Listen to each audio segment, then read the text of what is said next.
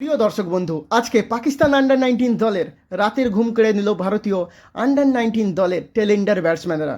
যেখানে ভারতীয় দলের টপ অর্ডার ব্যাটসম্যানেরা পাকিস্তানের বোলারদের সামনে প্রায় ব্যর্থ বললেই চলে, সেখানে ভারতীয় দলের 7 নম্বর ব্যাটসম্যান আম্বারিস করলেন 38 বলে 29 রান।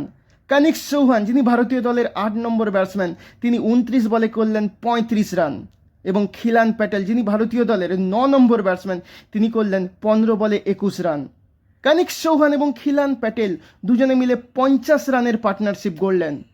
শেষ পর্যন্ত ভারতীয় দল 49.2 ওভারে 252 রান করে অল আউট হয়ে যায়। পাকিস্তানকে এই ম্যাচটাকে জিততে হলে করতে হবে 253 রান, কিন্তু 50 ওভারে 253 রান করলে হবে না।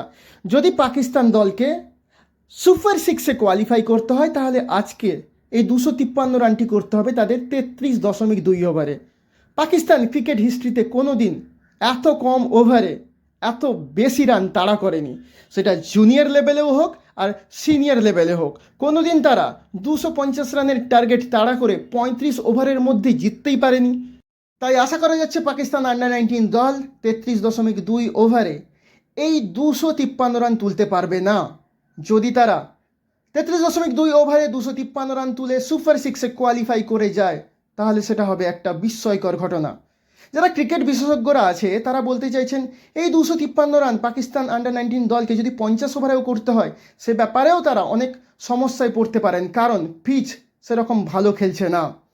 টসে হেরে ব্যাট করতে নেমে ভারতীয় দল শুরুটা ভালো করলেও 47 রানের মাথায় ভারতীয় দল তিনটি উইকেট হারায়। ওপেনার বৈভব সূর্যবংশী 22 বলে 30 রান করে প্যাভিলিয়নে ফিরে যান 47 রানের মাথায়। তার ইনিংসে ছিল 5টি 4 এবং 1টি ছক্কা। ওই 47 রানের মাথাতেই আয়ুষ মাত্রে, ভারতীয় দলের ক্যাপ্টেন, নিজের খাতা না খুলে প্যাভিলিয়নে ফিরে যান। এই দুজনের উইকেট নেন মোহাম্মদ সায়াম। এই 47 রানের মাথাতেই ভারতীয় দলের আরেক ওপেনার অ্যারন জর্জ প্যাভিলিয়নে ফিরে যান ব্যক্তিগত 16 রানে।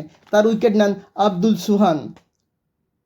ভারতীয় দল 47 রানের মধ্যে 3 উইকেট হারিয়ে চরম বিপদে পড়ে যায়। সেখান থেকে ভারতীয় দলকে উত্তরণের পথ দেখান বেদান্ত ত্রিবেদী। তিনি আজকে 98 বলে 68 রানের একটা দুরন্ত ইনিংস খেলেন। এই ইনিংসে ছিল 2টি 4 এবং 1টি ছক্কা। এছাড়া বিহান মালহোত্রা করেন 21 রান এবং অভিজ্ঞান কুন্ডু করেন 16 রান। ভারতীয় দলের লোয়ার অর্ডার ব্যাটসম্যান আম্বারিস, কানিক্স চৌহান এবং খিলান প্যাটেল যদি ব্যাট হাতে পাকিস্তানি বোলারদের না শাসাতেন, তাহলে আজকে ভারতীয় দল কিছুতেই 252 রান তুলতে সক্ষমই হতো না। আপনাদের কি মনে হয় প্রিয় দর্শক বন্ধু? পাকিস্তান দল কি পারবে 33.2 ওভারে 253 রান তুলে সুপার সিক্সে কোয়ালিফাই করতে, নাকি পাকিস্তান আন্ডার 19 ওয়ার্ল্ড কাপ থেকে বিদায় নেবে? আপনাদের মতামত আপনারা কমেন্ট বক্সে জানান এবং আমাদের চ্যানেলকে প্লিজ সাবস্ক্রাইব করুন।